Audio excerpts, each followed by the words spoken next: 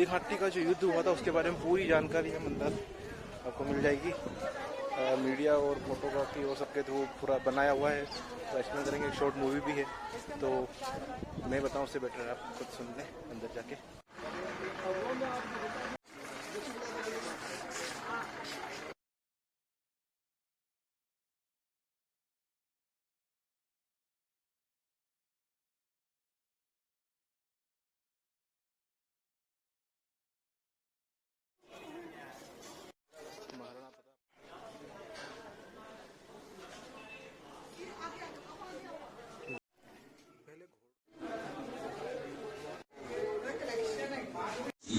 हल्दी घाटी का घमासान युद्ध हुआ था।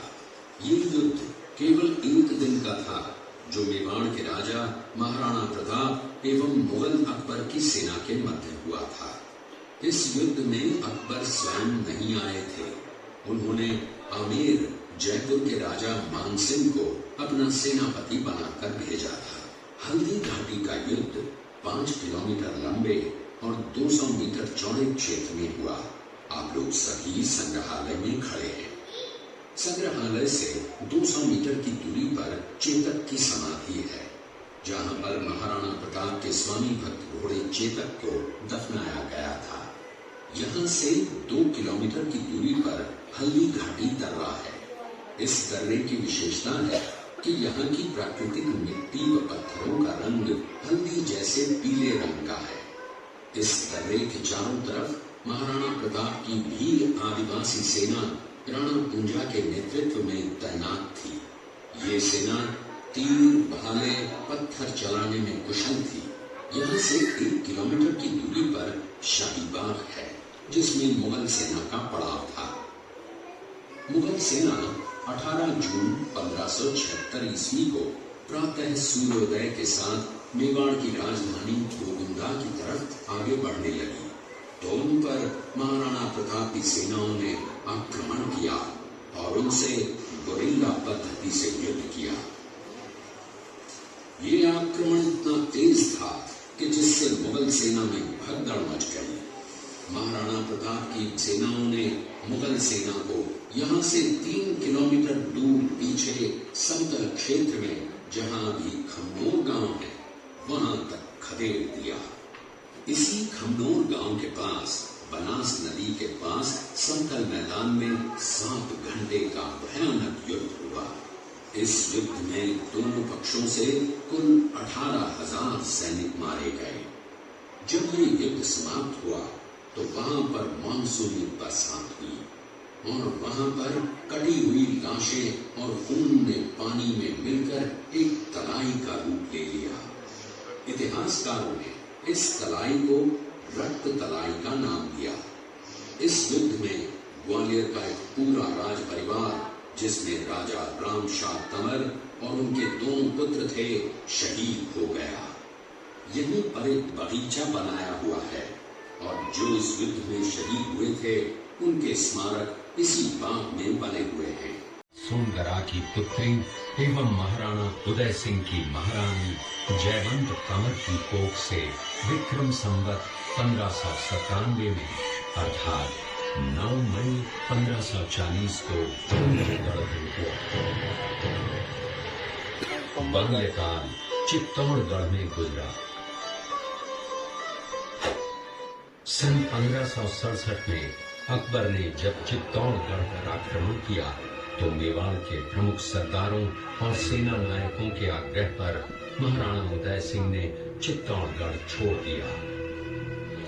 अपने देश, कुल, गौरव और मातृभूमि की मर्यादा के लिए प्राण न्योछावर करने वाले योद्धाओं और ललनाओं से प्रताप ने न केवल सीख ली, बल्कि ये घटना उनके जीवन का आधार बन गई। फरवरी 1572 को महाराणा उदय सिंह का देहांत हुआ। प्रताप की ज्येष्ठता और योग्यता को ध्यान में रखते हुए सरदारों ने उनको राजगद्दी पर आसीन किया। होली के दिन उनका गोविंदा में राज तिलक हुआ। उस समय तक लगभग सभी राजाओं ने अकबर की अपील का स्वीकार कर ली थी। एकमात्र महाराणा प्रताप ने अपना मस्तक अकबर के आगे नहीं झुकाया। प्रताप मुगलों से लोहा लेने की तैयारी में जी जान से जुट गए। 18 जून 1576 की सुबह हल्दी घाटी और खमनोर के मध्य एक मैदान में ऐतिहासिक युद्ध हुआ। महाराणा प्रताप की सेना गोगुंदा से हल्दी घाटी पहुंची, जबकि सेनापति मानसिंह के नेतृत्व में मुगल सेना ने हल्दी घाटी के ठीक नीचे मैदान में अपना मोर्चा जमाया। मुगल सेना के हरावल दस्ते द्वारा घाटी में घुसपैठ करने के प्रयास की प्रतिक्रिया स्वरूप महाराणा प्रताप की सेना मुगलों पर टूट पड़ी। प्रताप के हरावल सैन्य दलों का नेतृत्व पठान हाकिम खान सूर कर रहे थे।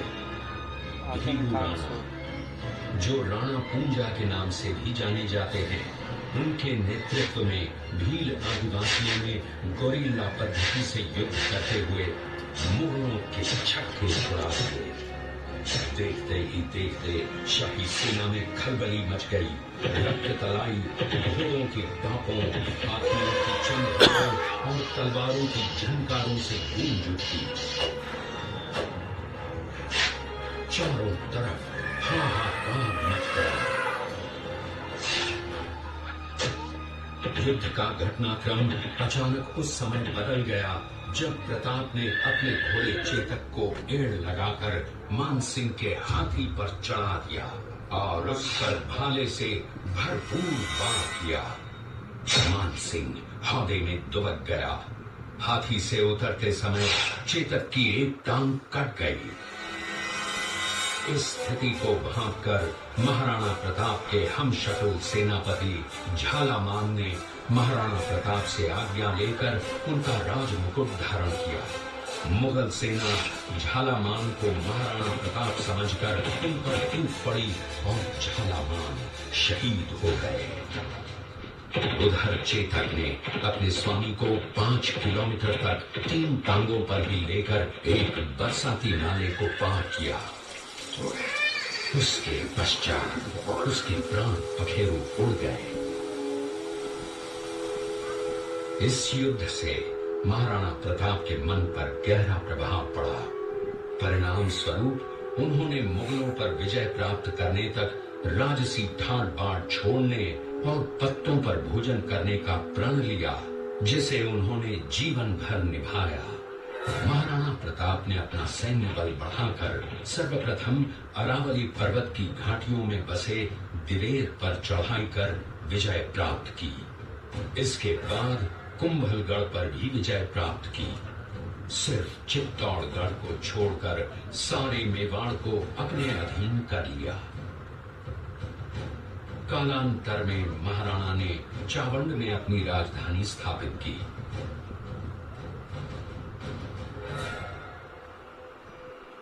19 जनवरी 1597 को राणा प्रताप ने मात्र 57 वर्ष की आयु में इस संसार से प्रयाण किया।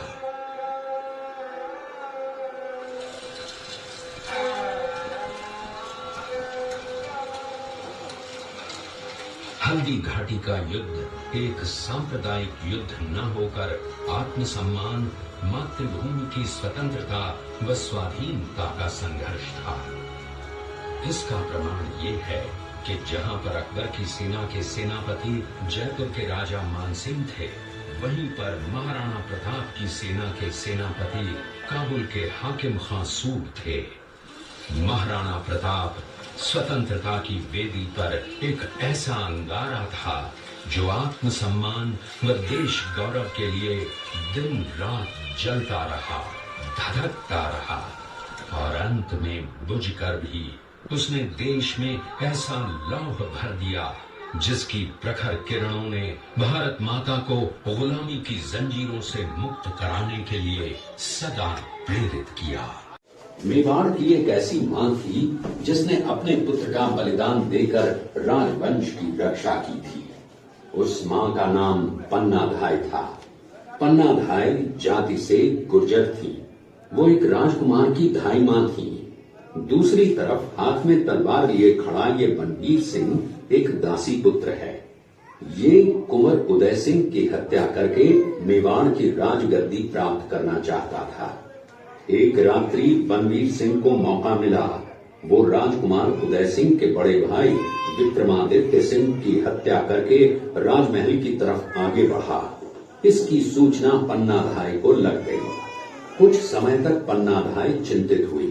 तभी पन्नाधाय ने अपने पुत्र चंदन को राजसी कपड़े पहनाकर पलंग पर सुला दिया और उदय सिंह को एक टोकरी के अंदर छिपाकर पत्तों से ढक के महल के बाहर निकालकर गुप्त रास्ते से कुंभलगढ़ भेज दिया। बनवीर सिंह जब तलवार लेकर राजकक्ष में आया तो उसने पन्नाधाय से कड़क आवाज में उदय सिंह के लिए पूछा तो पन्नाधाय ने चंदन की तरफ इशारा किया। बनवीर ने चंदन को उदय सिंह समझकर चंदन की हत्या कर दी और ये समझने लगा कि मैंने राजकुंवर उदय सिंह को मार दिया।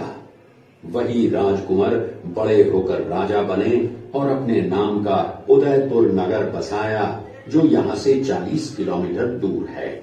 और उन्हीं के पुत्र महाराणा प्रताप हुए जिन्होंने हल्दी घाटी का युद्ध लड़ा और आज हम लोग उनका इतिहास यहाँ पर देख रहे हैं। नाम मच्छिंद्रगढ़ है। इस किले का निर्माण महाराणा कुंभल ने करवाया था। इस किले के अंदर 9 मई 1540 ईस्वी में महाराणा प्रताप का जन्म हुआ था। इस किले की ऊंचाई समुद्र तल से 3568 फीट की है। इस किले की दीवार 36 किलोमीटर तक फैली हुई है। इस दीवार का नाम ग्रेट वॉल ऑफ चाइना के बाद द्वितीय पायदान पर दर्ज है। इस किले के अंदर 360 प्राचीन मंदिर हैं। उन मंदिरों में से जग प्रसिद्ध महादेव का मंदिर सबसे प्राचीन है। कुंभलगढ़ किला यहाँ से 65 किलोमीटर की दूरी पर है। रात का बचपन बीता था। इस किले की तलहटियों में महाराणा प्रताप ने अपने गुरु से शिक्षा प्राप्त की थी। ये किला 12 वर्ग किलोमीटर में फैला हुआ है। इस किले पर जब भी विदेशी आक्रांताओं ने आक्रमण किया और उस आक्रमण में कोई भी राजा व सैनिक वीर गति को प्राप्त कर लेते तो उनकी पत्नियां वीरांगनाएं अपने सतीत्व की रक्षा करने के लिए जलती हुई अग्नि में कूद प्राणों को त्याग देती थी, जिसे हम जौहर कहते हैं। चित्तौड़गढ़ में 3 मुख्य बड़े जौहर हुए थे। प्रथम जौहर 1303 ईस्वी में रानी पद्मिनी ने 16,000 स्त्रियों वीरांगनाओं के साथ जौहर किया था, सिर्फ अल्लाउद्दीन खिलजी के कारण। दूसरा जौहर 1535 ईस्वी में गुजरात के शासक बहादुर शाह के आक्रमण के कारण कर्मवती की वीरांगनाओं के साथ किया। और तीसरा जौहर 1568 ईस्वी में हुआ जब मुगल शासक अकबर ने चित्तौड़गढ़ पर आक्रमण किया। उसी समय रानी फूलपुरी ने 7,000 वीरांगनाओं के साथ जौहर किया। फिर भी अकबर का मन नहीं भरा और अंत में हजारों आम लोगों का कत्लेआम करवाकर मौत के घाट उतारा गया। इस किले में देखने योग्य विजय स्तंभ है, कीर्ति स्तंभ, मीरा मंदिर, जैन मंदिर, कालिका माता मंदिर, भामाशाह हवेली, कुम्हाश्याम मंदिर, फतेह प्रकाश महल है। ये किला यहाँ से 140 किलोमीटर दूरी पर है। ये दृश्य महाराणा प्रताप और सुविख्यात स्वामी भक्त घोड़े चेतक के अंतिम मिलन का है। हल्दी घाटी युद्ध के बाद चेतक घोड़े ने 22 फीट के एक बरसाती नाले को पार किया। ये उसी समय का दृश्य है। पास में खड़े महाराणा प्रताप के छोटे भाई शक्ति सिंह हैं, जो पहले मुगल सेना में थे। बाद में वो महाराणा प्रताप की तरफ आए, माफी मांगी और अपना घोड़ा महाराणा प्रताप को दिया। महाराणा प्रताप अपनी प्रतिज्ञा का पालन करते हुए महाराणा प्रताप ने प्रतिज्ञा की थी कि जब तक अपनी मातृभूमि को शत्रुओं से मुक्त नहीं करा लेता तब तक न तो मैं महलों में रहूंगा, न किसी धातु के पात्र में भोजन करूंगा, न किसी गद्दी के बिछौने पर सोऊंगा। पत्ते ही भोजन के पात्र होंगे, जमीन ही बिछौना होगा। इस प्रतिज्ञा का पालन उन्होंने 21 वर्षों तक जंगलों में रहकर किया। अपनी प्रतिज्ञा का पालन करने के लिए वनवासी जीवन व्यतीत करने लगे। उनके पास पर्याप्त संपत्ति नहीं थी तो उनके वित्त मंत्री भामाशाह ने अपनी सारी सुख सुविधा को छोड़कर अपने राजा को स्वयं का धन 25 लाख रुपए व राजकोष में 20,000 अशर्फियान देश के लिए अर्पित की, जिससे महाराणा प्रताप ने 12 वर्षों तक अपनी सेना को संगठित किया, सैन्य शक्ति को बढ़ाया और मेवाड़ मातृभूमि को आजाद करवाया। ये घटना महाराणा प्रताप की वीरता को दर्शाती है। एक समय नरभक्षी बाघ का आतंक छाया हुआ था। महाराणा प्रताप ने उस बाघ का शिकार कर उस बाघ को मार डाला। ये घटना महाराणा प्रताप की वीरता की प्रतीक है। अब्दुल रहीम खान खाना अजमेर का सूबेदार था। जब वो शेरपुर पहुंचा तब इसका पता कुंवर अमर सिंह को चला, जो महाराणा प्रताप के पुत्र थे। अमर सिंह ने शेरपुर छावनी पर अचानक आक्रमण कर दिया। उस आक्रमण में मुगल सेना में भगदड़ मच गई। मुगल सेना को अपनी छावनियों को छोड़कर भागना पड़ा।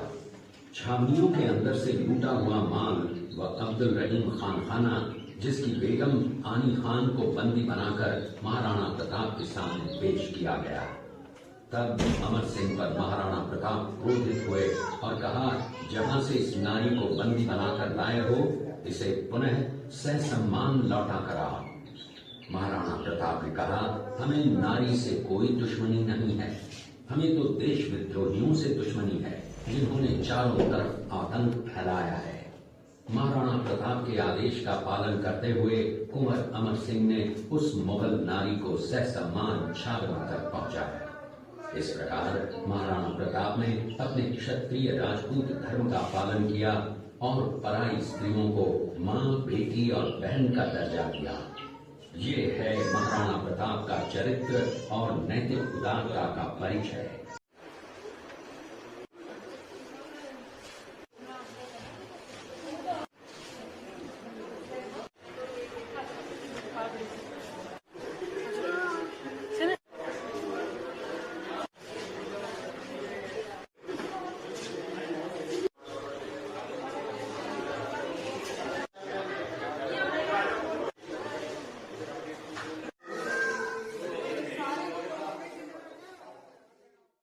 सब वो वीर हैं जो महाराणा प्रताप के साथ हल्दी घाटी के युद्ध में लड़े।